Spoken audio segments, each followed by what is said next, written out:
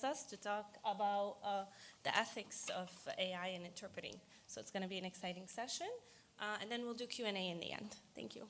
Thank you. Thank you very much. So it's an honor and a privilege to be here, and we're going to tag team. So we hope to learn from all of you at the end of the session. My name is Lata Sukumar. I'm the Executive Director and a lawyer at MCIS Language Solutions. And I think I'm loud enough. You can hear me, right? I don't need a mic? Okay. So I'm Judy, Director of Client Services, and we come from an LSP in Canada. So 70% of our business is in interpreting, and we are a social enterprise, and we serve the broader public sector, so agencies across Canada, and mostly all levels of government.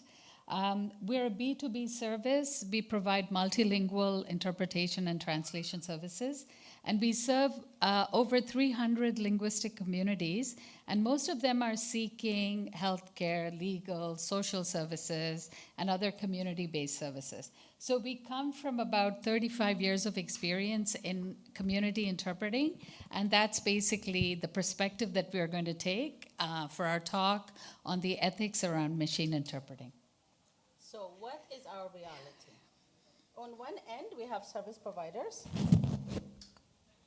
who have unrealistic hopes that machines will solve all their communication skills. You can hear me, right? Okay, thank you. And on the other hand, we have language professionals who are fearing for the future of their profession, obviously. Our reality is now located somewhere in this continuum. The question is about maintaining the fine balance of using technology optimally while ensuring humans are engaged. MCIS has started to incorporate machine interpreting. We can't escape it, so we had to. So to conduct remote interpreting assignments from English and French into other languages. The platforms have not yet matured enough to seamlessly meet all our needs, and especially our customer needs. There's also the trust and the confidence of our customers trusting the machine. So that's also one of our challenges. But we're willing and we're open to keep on trying until we're ready and there where we have all our needs met, our customers met, and we're all, working in this unified place. So what are our key challenges? The key challenges we have are, and the reasons why we're considering machine interpreting technology is because in the Canadian context and within our customer base, which is the broader public sector, there is unprecedented need for language services and shortage of qualified interpreters and translators in languages of lesser diffusion. Rare languages tend to be more of a challenge for interpretation and translation. And especially in Canada, there's also the need to consider French into other languages and other languages into French. So that's one. Non-availability of interpreters given the precariousness of on-call work. Again, rare languages are always a challenge for us. Cost is another issue. Public sector is not willing to budget for language services. We always hear, oh, we don't have a budget for this. Oh, our budget is very limited. So that's always the challenge. So to help us mitigate these challenges, what is the promises and hope of technology? Accurate and fluent alternative. Trainable systems, constantly learning and evolving. I know I'm human, so I think I'm always learning, but machines are learning much faster. So that's the promise. And there's the possible cost reduction with automation and free access revenue models. There's also increased availability of remote interpreting. The ability to provide interpretation in the rarest of languages and in the remotest of locations is the biggest promise for me. Right. So Judy comes from her perspective as the Director of Client Services, and I have to obviously be concerned about risks and also the ethics in machine interpreting. So I want to just set the context with a couple of scenarios in terms of the realities that we face. So as I mentioned already, our end beneficiaries are people, newcomers, vulnerable individuals, immigrants, refugees who are seeking access to a range of services in healthcare, education, legal, and social services. And so we are going to present a couple of real-life scenarios, and this actually happened. So a young child was in the middle of an acrimonious divorce, caught between two parents. The child spends a weekend with the father, then goes home and says something to the mother. This then prompts the mother to contact the police. The child is interviewed by the police officer. Her responses are inconsistent.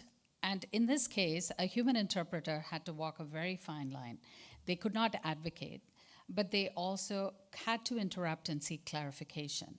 Now, if this situation had gone wrong, the consequences of misinterpreting would have meant that charges of sexual abuse may have been laid against the father, and he could have gone easily to jail.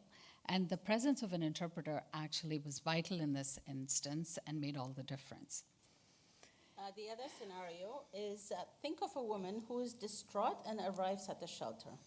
She's new to the country and does not even know what the shelter is. We don't have a shelter back home, so if I were asked to go into a shelter, I'd say, what is this place, right? She feels confined and imprisoned, not understanding that shelters have rules to protect the safety of the residents. And that's one of the challenges that shelters have, because the women forget or don't understand that's why they are there, and they contact or call someone outside, which means someone will know where they are, which is always a challenge. She feels confined and imprisoned, not understanding that shelters have rules, right? She refuses to talk. It takes a few weeks of trust building with an interpreter who shows up every day. And I'm an interpreter, and I have been there. I have just sat there for days on end where the woman refuses to say anything. Because, I mean, who wants to talk about their abusive relationship with someone who they have trusted enough to marry and have children with sometimes? So it takes a few weeks of trust building with an interpreter who shows up every day for her to begin to tell her story of domestic abuse so charges can be laid. Throughout the court case and prosecution, she stayed steadfast in her statement because it took time to build that relationship. She does not recount her story on the stand, and in my opinion, that can only be done with a human, at least right now. Yeah, and this used to be the case because I used to prosecute in courts, and we'd often have a woman come on the stand and basically say she never gave the statement, and so then the charges would have to be dropped. So these are, as we said, everyday scenarios. So we had recently a case where a woman delivered a stillborn baby. The interpreter was there throughout this very traumatic instance. And then there are everyday cases of people receiving a diagnosis of a terminal illness. They're having to make decisions about assisted dying at the moment because that's legal in Canada now. And our interpreters are actually trained to interpret in those kinds of situations. And we also every day deal with people who are having to make decisions around treatment options for serious illnesses. So these everyday scenarios tell us that the presence of human cannot be underestimated. But however, machines can definitely help with terminology and enhance the skills of an interpreter. So we're very open to embracing that and incorporating that into our work. So our presentation on the ethics relating to machine interpreting is based on our experience and on our work. The purpose of this presentation is to provide some perspective for those of us jumping feet first. For us, we're actually jumping feet first right now, so we can exercise some discernment and caution. I remember a few years ago we were talking about machine translation. We're like, oh, machine translation, I don't know how that's going to work. But it's working beautifully, and it's actually helping the work of translators. So we are, again, looking forward and hoping that this leads to an amazing experience. So just to say, we know that AI has infinite potential. We're not ostriches. We're not burying our heads in the sand. And so with its capacity to aggregate vast amounts of data, we all know that it can do things that humans cannot do. And today, in the presentation in the morning, we heard about avatars, voice cloning, holograms for interpreting, and all of this is possible in the future. So the future is here. But given the current state, we can assume that artificial general intelligence is not here yet. So by this, I mean we need to frame our discussion based on the following assumptions. So machines do not know what they know and do not know. And machines do not exercise judgment, machines do not deal with uncertainty, and machines do not as yet engage in embodied learning. So for example, I was listening to a podcast, and they said that with Tesla, they collect vast amounts of data with drivers, because only with driving behavior can you actually get that embodied intelligence. And so then with that data, they can build much safer cars in the future. So because it's able to actually predict human behavior. Given this, we're thinking that we do need humans, at least in the next few years. Yeah, I'm not ready to get into a self-driving car just yet. So, in the immediate future, we'd like to suggest some approaches to incorporate the benefits of machine interpreting and AI in the provision of interpreting services in community settings, while addressing emerging ethical considerations. Our biggest challenge is we have ethical principles for interpreters, human interpreters. Now, what can we expect from the machines, and how are ethical principles going to be applied and measured and tested? All that is a challenge. So we will start with the ethical principles, and we want to talk about this within the framework of human ethical principles in community settings and see how it applies. So accuracy and fidelity. With humans, we trust them, we test them, and we expect them to do the interpretation, right? The objective is preservation of the meaning of the language, meaning of the message. Machines are making promising advances. As I said, they'll probably get to where they want to be faster than us. However, they can generate inaccurate content, at least not right now, and amplify biases. Like, who is programming these machines? What information is being used? What is the language model behind this machine are things that we think about, since accuracy is driven by the data used to train large language models. Our recommendation is safe use will involve us assessing quality and determine suitability for use, while also defining settings where the use of machines is appropriate, in conjunction with humans, of course, or alone. So the consequences of misinterpretation are high, so we need to, we need to see, where it applies. In the case of the scenarios that we told you, a child in a divorce situation, imagine the situation they are in, the woman in the shelter, the women in court. So all this needs, the finesse of human interpretation. Mm-hmm. And of course, with machines we will get there, but we need to put some standards in place. Yeah, and this becomes particularly relevant because in our case, we're not so much concerned just about compliance, we're also concerned with linguistic and social justice. Confidentiality. Now, I don't know about you, but in Canada, most of our customers don't want any of the information recorded. So in community settings, it's really difficult to generate a lot of data with, while interpreting assignments are happening. And I don't think customers are yet ready to have those machines learning from those interpreting sessions. But we're testing the waters still. In community settings, usually, as I said, the concern really is greatly about privacy and confidentiality, so much so that all of our private sector clients at the moment want interpreters located in Canada. They want the data stored in Canada. They're very specific about all their requirements. So there, we have to crack the code as to how we incorporate machines. So we don't know where the data is going to be stored. We don't know what the data sources are, and so on, and how this data will be retrieved. That's a concern for us. Impartiality is the next one. So objective of impartiality is full communication not impeded by any bias. With humans can interrupt and say, I don't think I understood, can you please clarify? With a machine, and I'm assuming this machine, because of all the learning, the machine knows what it knows, and it's going to interpret without realizing there's some bias in this interpretation situation, right? So that's one thing.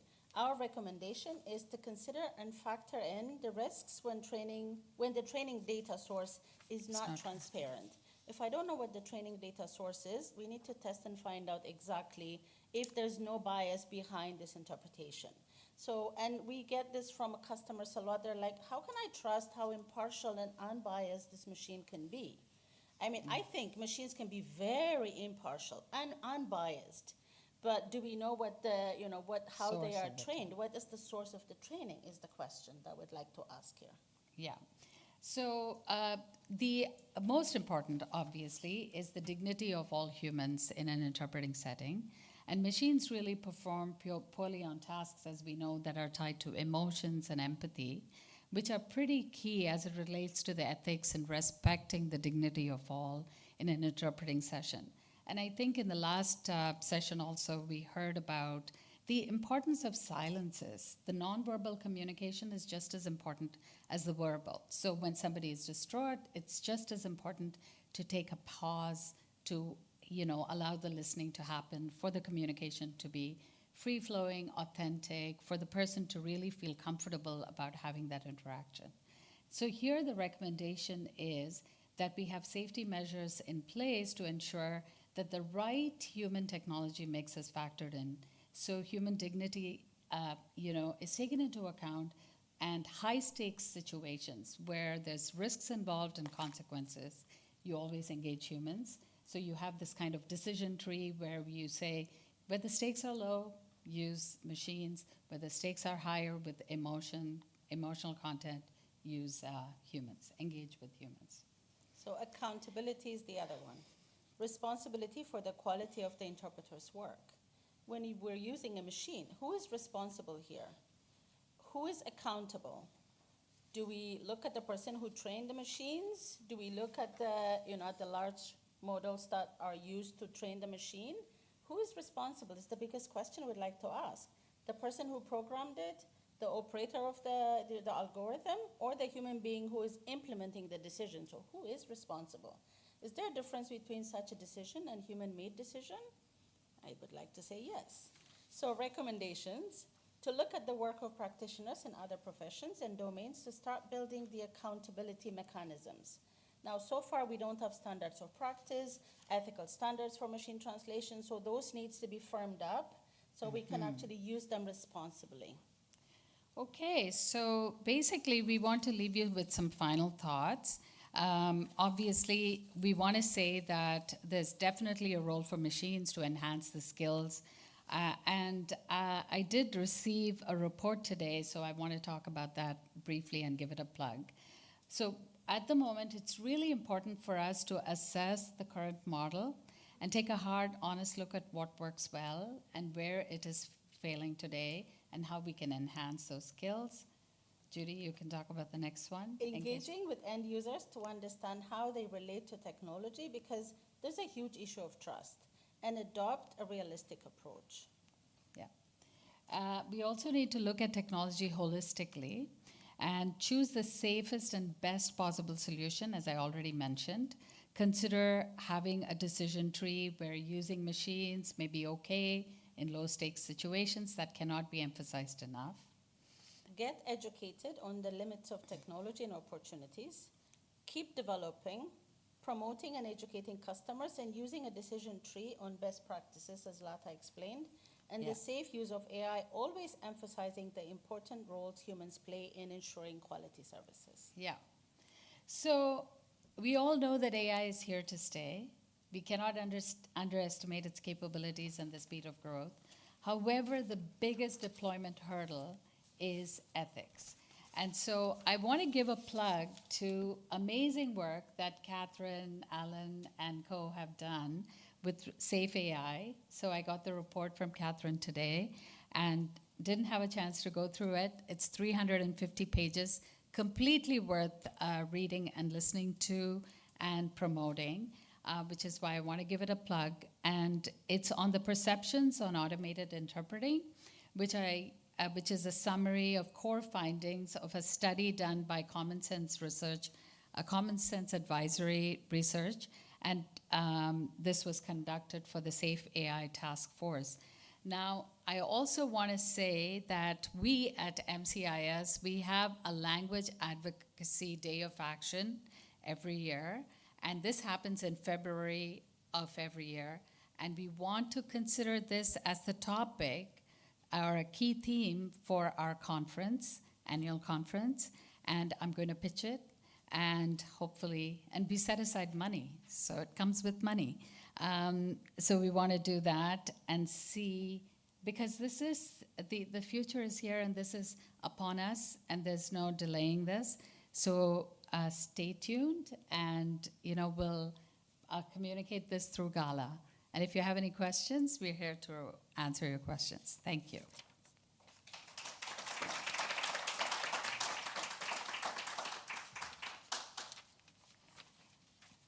Any questions, anybody? I have one. Yeah. Hey, Maureen, thank you. Pretty